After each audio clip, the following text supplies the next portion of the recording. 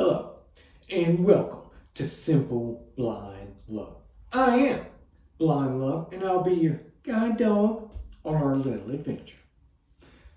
Now, today, I'm going to be talking about a subject that is near and dear to my heart. Talk about comedy. Now, to give you a little backstory, growing up, I was actually a bit of an introvert. And this might be because I did move around a lot. So I think subconsciously I kind of figured, well, what's the point of getting to know any of these kids if I'm not going to be around them within a year anyway? So I didn't really come out of my shell for a long time. I would say towards the latter end of high school, I would throw out something comical, a joke, and get a really good response. And then that response, I loved it. I fed off of it. And then that in turn encouraged me to come out of my shell more and toss more jokes out there. And then as time went on, and I continued getting good responses, the hesitance to throw a joke out there or any sense of embarrassment, all of that just really, really went out the window. I know one thing I used to really enjoy doing, I had actually burned a CD specifically for this purpose. And on the CD, it was nothing but a lot of, say, bubblegummy, poppy songs you would not associate with, big, strong, tough country kid. And it was intentional. And I would break the CD out in situations in which I had a passenger with me, usually one of my guy friends, and we were in the middle of traffic, and there's just cars everywhere, and put the windows down, hit on that CD, and then suddenly have something like Mariah Carey just blasting. And I would be just all into the song. I'm singing it to the passenger, and most of them would put their seat all the way back so you couldn't even see them anymore. Now, I did have one or two friends they were all on board with me, and they would be singing it right back to me.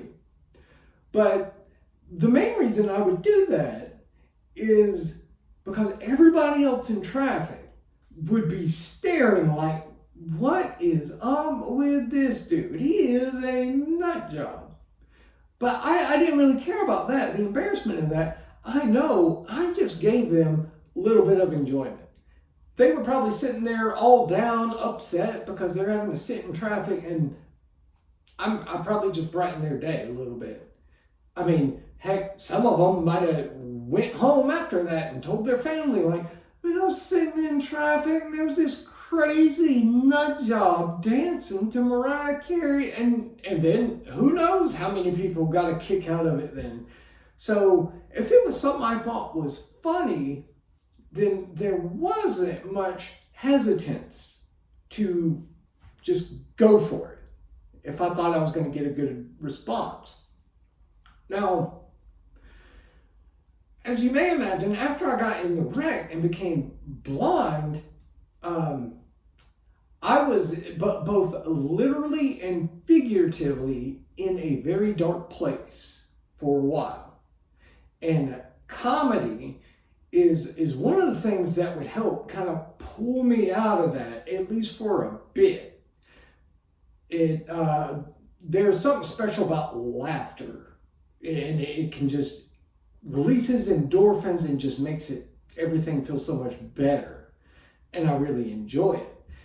And I would watch a lot of stand-up when I got out of the hospital because, for the most part, stand-up comedy is very auditory.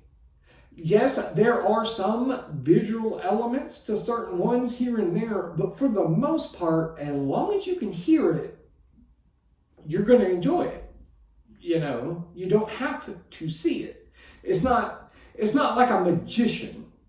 You know, if I was to go see a magician, you know, I'd have to have a friend beside me being like, the elephant just disappeared. It's like, okay, cool. I'm not going to get too much out of that. But comedy, man, I'm right there, all in with it. And you know, honestly, I was never all that great myself at sitting down and writing out anything comical. I'm very much a situational kind of comedy person. I'm playing off of a situation or something someone has said. And I don't really get offended by much. The funny thing is, there are times that I've been offended, but it's not like say somebody does a joke. And I've known somebody that would throw out these jokes around me that were like, oh, well, you don't realize it, but you're not actually sitting here right now. You're sitting in the middle of a highway. Or you don't realize it right now, but you're actually naked. You know, there are things that imply that, okay, because I'm blind, I'm also a moron. Those really, I don't get offended on the fact that I'm blind about it. I get offended on behalf of comedy because it's just not funny. There's nothing there. It's lazy. It's easy. It's just some cheap little throwaway thing. And I mean, if that's your thing, go for it. By all means, I just think it's a waste of comedy because it's not comedy. I actually have a story relating to that of how I had somebody that did make a joke relating to me being blind that I thought was hilarious. And it was a quick little bitty thing, but it was great. I had this friend I used to go hang out with, and on occasion, I would ride with them to go, they would need to drop paperwork off at their job. And there was a little person that worked in that office.